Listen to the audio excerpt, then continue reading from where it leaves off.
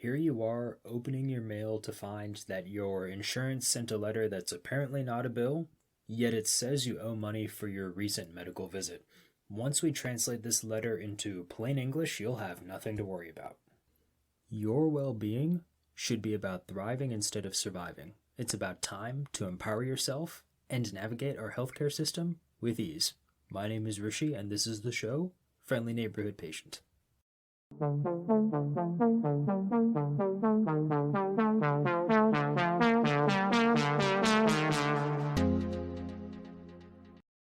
This letter I'm talking about usually arrives in the coming weeks after any given medical visit or service. This document states in bold lettering that it's not a bill, yet the number of dollar figures on there raises your blood pressure anyway. This letter is an explanation of benefits, or EOB for short. It's supposed to try its best to show how your insurance is covering or not covering your medical care. If there are times in life where you need to keep your expectations low, reading your EOB is one of those times. Before we dive in, there are two main reasons why you should take a glance at your EOB. One, to check if you owe any medical bills later, and two, to make sure that your provider billed you correctly. Soon we'll be able to walk through those things and take care of those goals, no problem. This is going to be how we dip our toes in the muddy water that is American healthcare insurance so we can get more comfortable as time goes on.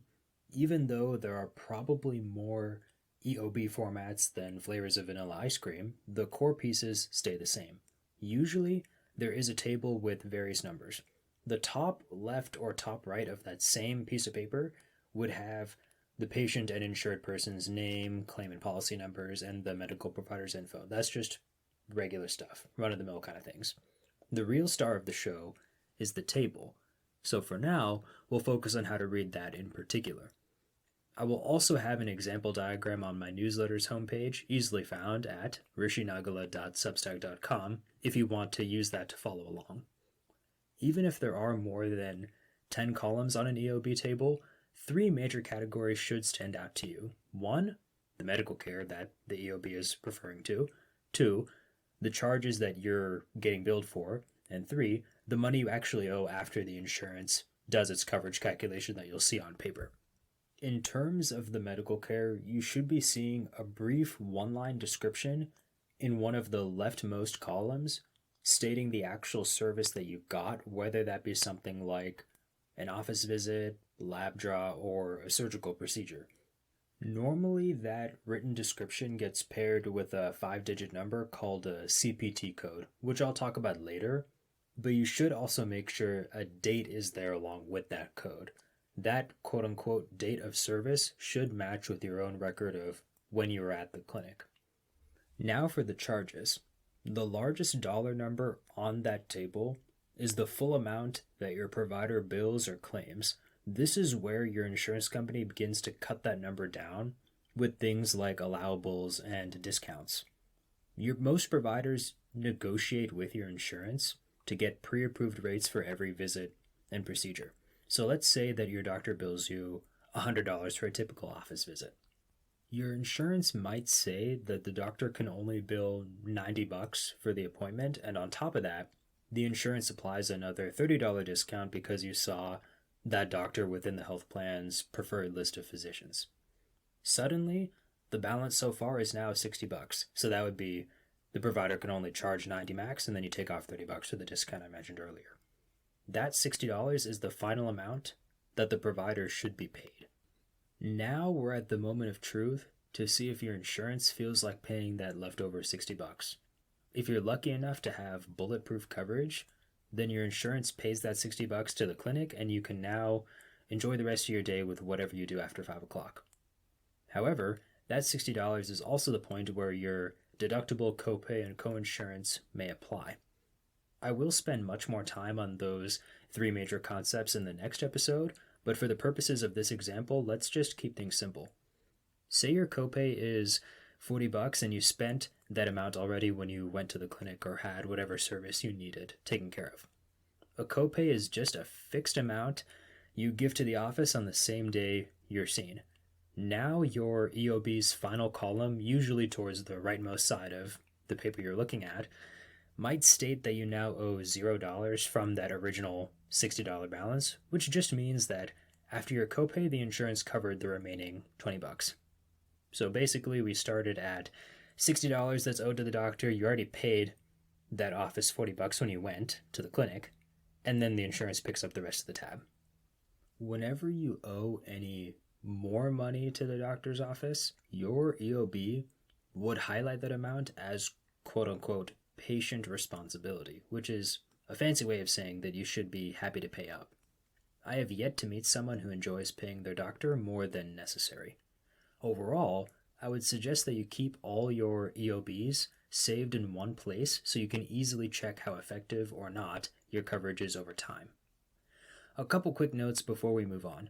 The EOB will have a little footnote or other number in the table called a remark code, which you should make sure to check because those comments that the remark code is referring to might explain why parts of your visit charges were adjusted or denied. Also, every time you get an official on-the-record healthcare visit or service, you should get an EOB for whatever you had done, even if you do not have a bill to pay. If you don't receive an EOB statement that you're expecting, go ahead and contact your insurance company or the medical office ASAP. If one of your parents or your spouse is the primary insurance holder, that person should receive the EOB first. I realize that I've thrown a lot of stuff at you so far, but now we can talk about the big picture on how to check if your medical bill and coverage are kosher. The first two things you should check for accuracy on your EOB, besides just your basic info, are the date of service and the procedure code for that service. That 5-digit visit code is just shorthand for any kind of medical care you would receive. Most providers use the CPT code system whenever sending a claim. You do not need to be a coding expert to know if your EOB is correct. Just take the CPT number on your EOB. Usually it'll be something like 99213-11102, just a 5-digit, really simple code like that, and just Google that number plus AAPC in your search bar. That acronym just stands for the American Academy of Professional Coders, which is by far the best resource for defining any of those services that you'd get. That page is another link I'll have on my Substack. Again, easily found at rishinagala.substack.com. If that code you looked up on your EOB does not match with the actual experience of what you had at the clinic, like if you went in for a visit but the EOB shows that you had a surgical procedure done, something is definitely wrong. At this point, you should call the doctor's office to see why they coded the visit incorrectly and if they possibly overcharged you. With all that done, we've accomplished the two basic goals for how to read your EOB and really get our beak wet for understanding the link between your medical care and insurance. Now you can see how much you owe for your medical care, or at least get a better outlook on it, and then make sure the clinic billed you correctly or appropriately for what you had. Even though I've seen and written my own fair share of medical claims, my head still explodes when I talk about insurance too much. So we'll save our discussion about major insurance concepts like deductibles, coinsurance, and copays for the next podcast. Stay tuned and subscribe to Friendly Neighborhood Patient for more healthcare tips and tricks. I'll catch you in the next episode.